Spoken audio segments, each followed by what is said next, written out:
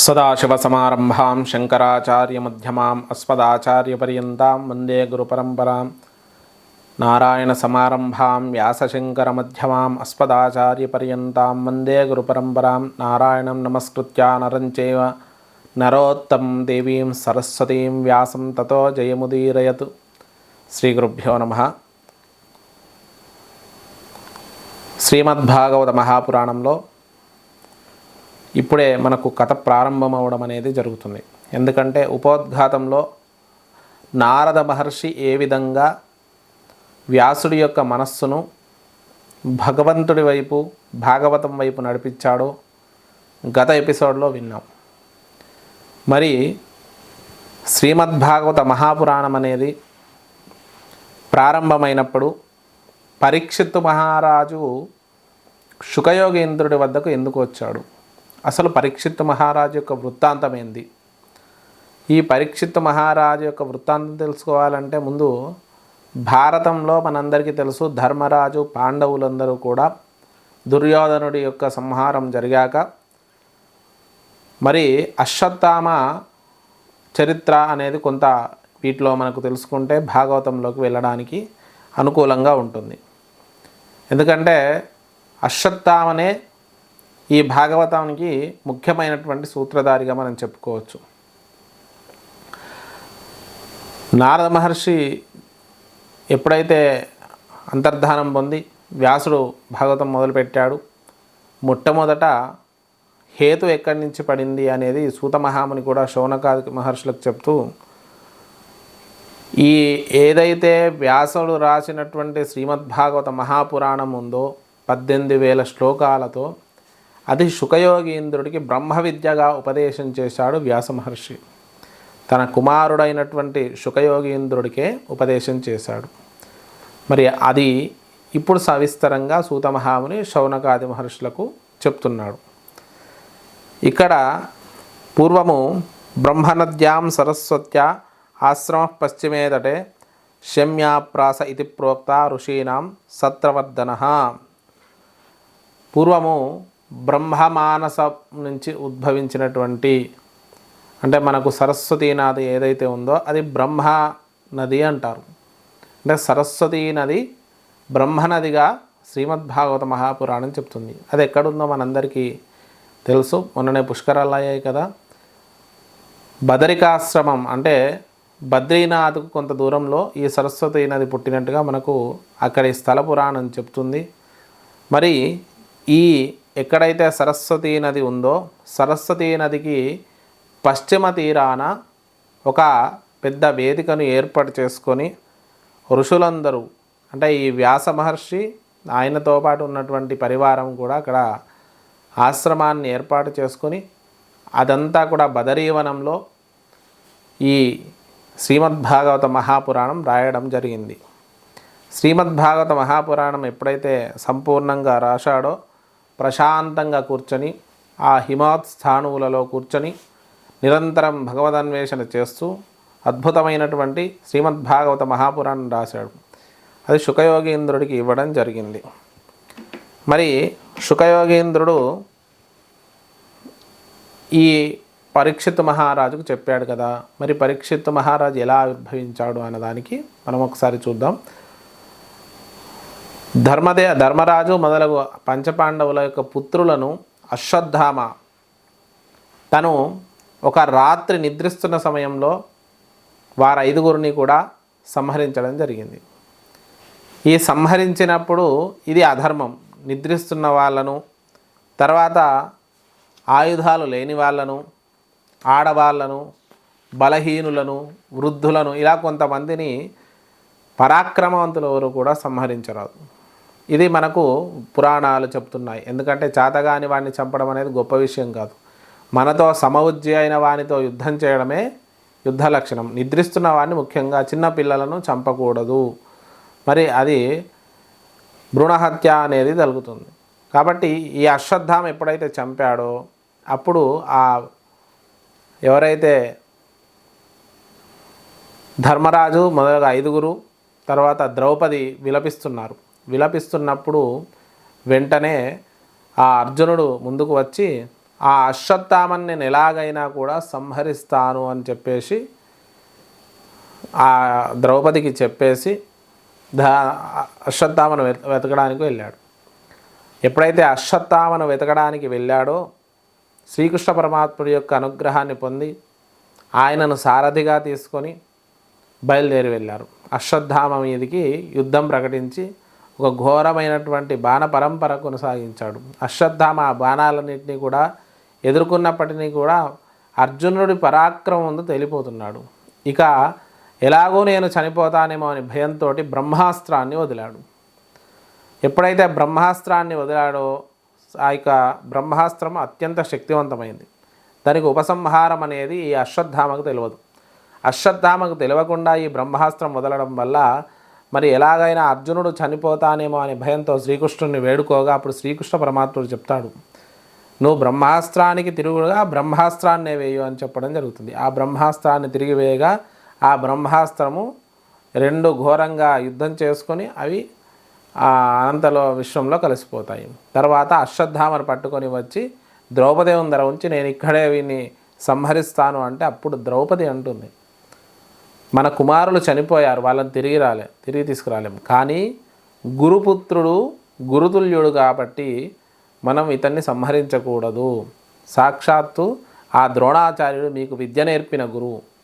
ఆ గురుపుత్రుడైనటువంటి ఈ యొక్క అశ్వత్థామను మనం సంహరిస్తే అది బ్రహ్మహత్యా పాపం అనేది మనకు వస్తుంది. ఎందుకు ఇటువంటి ఇది ఏదైనా శిక్ష విధించి వదిలేయండి అని చెప్పడం జరుగుతుంది. అలా తర్వాత ధర్మరాజు, తర్వాత పాండవులందరూ కూడా నకుల సహదేవులు వీళ్ళందరూ కూడా ఆమెనే సమర్థిస్తారు, అర్జునుడు కూడా. కానీ భీముడు లేదు లేదు మన కుమారులను సంహరిద్దాము అంటే ఆయన్ని కూడా శాంతపరిచి తర్వాత వదిలేయడం జరుగుతుంది. ఈ విధంగా ఆ పాండవులను కుమారులను చంపినటువంటి అశ్వత్థామను వదిలేయడం జరుగుతుంది. ఇక్కడ మనం చూసుకున్నట్టయితే అశ్వత్థామ గురించి కొన్ని విషయాలు. అశ్వత్థామ చిరంజీవి ఎలా అయ్యాడు?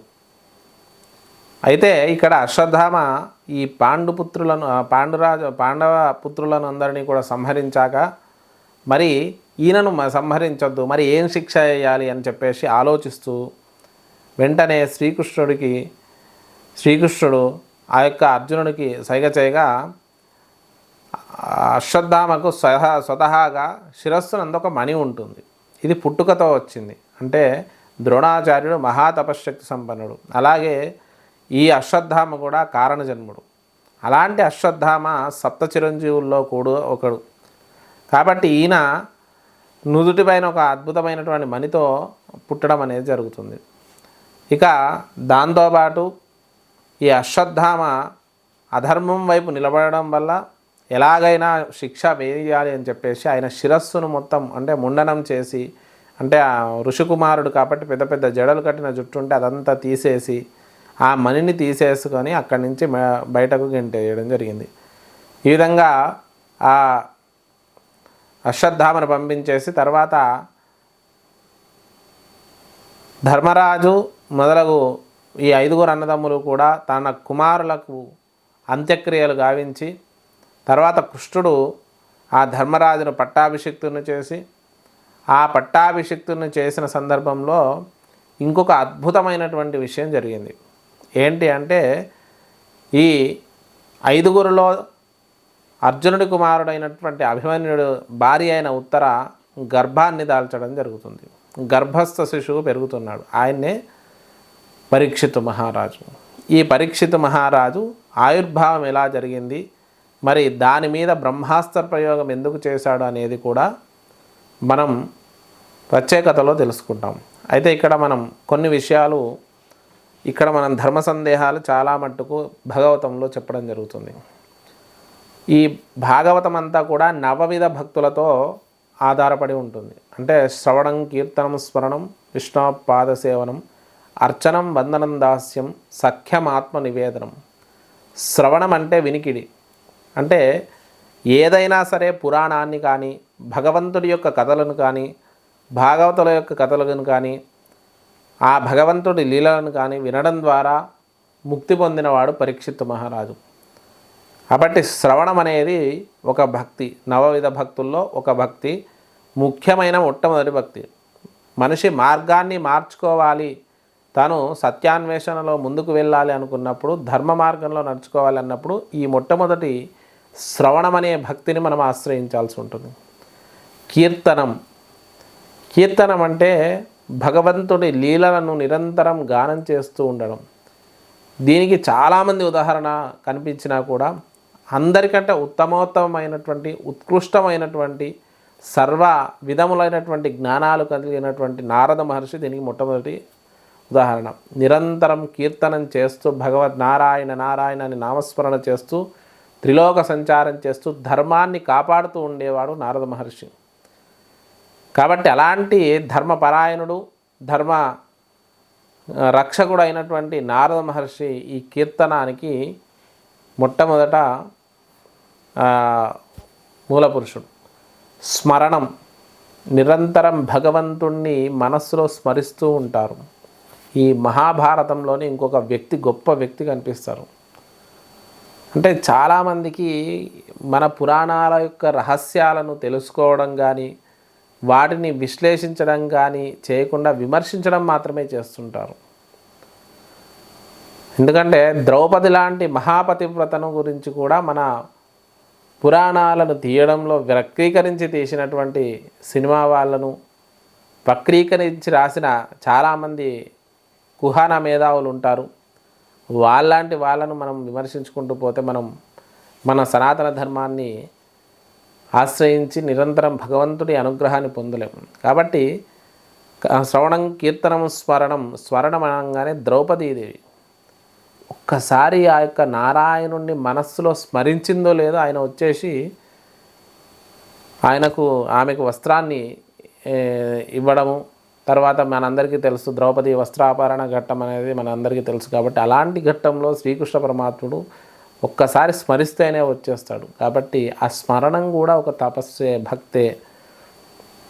శ్రవణం, కీర్తన, స్మరణం, విష్ణు పాదసేవనం. పాదసేవనం అనగానే మనకు పురాణాల్లో నిరంతరము భగవంతుడి యొక్క సేవలను చేస్తూ ఉండేవాళ్ళలో మొట్టమొదటివాడు లక్ష్మణుడు.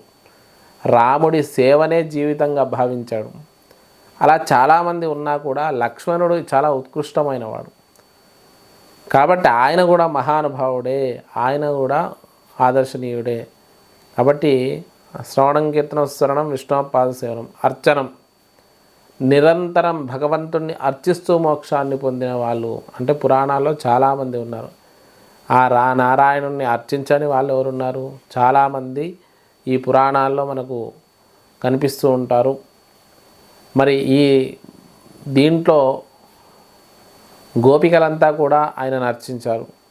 అలాగే ఎంతోమంది శ్రీకృష్ణుని సేవ చేసి మోక్షాన్ని పొందిన వాళ్ళు శ్రీమద్భాగవతంలో కనిపిస్తారు. వందనం, ఇది చాలా ఉత్కృష్టమైనది. ఎందుకంటే ఎక్కడ భగవంతుడు కనిపిస్తాడో అక్కడ నమస్కారం చేయడం అనేది, ఎక్కడ భగవత్తుల్యులు కనిపిస్తారో, ఎక్కడ భాగవతులు కనిపిస్తారో అక్కడ నమస్కారం అనేది, వందనం చేయడం అనేది అదొక భక్తి విధమైనటువంటి మార్గం. దాస్యం, ఇక ఏ కోరిక లేకుండా నిరంతరం సేవ చేస్తూనే ఉంటారు. కొందరు దేవాలయాల్లో చూస్తుంటాం, చాలామంది సేవ చేస్తుంటారు. దాస్యానికి చాలా ఉత్కృష్టమైనటువంటి స్థితి ఉంది. ఎందుకంటే రామాయణంలో లక్ష్మణుడిని తీసుకోవచ్చు, భరతుడిని తీసుకోవచ్చు. ఎందుకంటే భరతుడు కూడా అన్న పాదుకలు పెట్టి దానికి సేవ చేశాడు. ఇక దాంతోపాటు శ్రీకృష్ణుడికి ఎంతోమంది సేవకులు ఉన్నారు, నిరంతరం ఆయన సేవలో తరించిన వాళ్ళు ఉన్నారు. సఖ్యం, స్నేహం, దానికి వేరే ఉదాహరణ చెప్పడం కూడా కష్టమే. ఎందుకంటే అందులో ఉన్న పురాణాలన్నింటిలో ఉత్కృష్టమైనటువంటి స్నేహం ఏంది? కుచేలుడి యొక్క స్నేహం. సఖ్యం అంటే స్నేహం. అలాంటి సఖ్యం అలా ఎక్కడా కనిపించదు. కాబట్టి అంత ఉత్కృష్టమైన స్థితి సఖ్యం. ఆత్మనివేదనం, ఇంకా నేను అనేది లేకుండా అంతా పరబ్రహ్మమే అనుకునే స్థితికి చేరుకోవడం ఆత్మనివేదనం.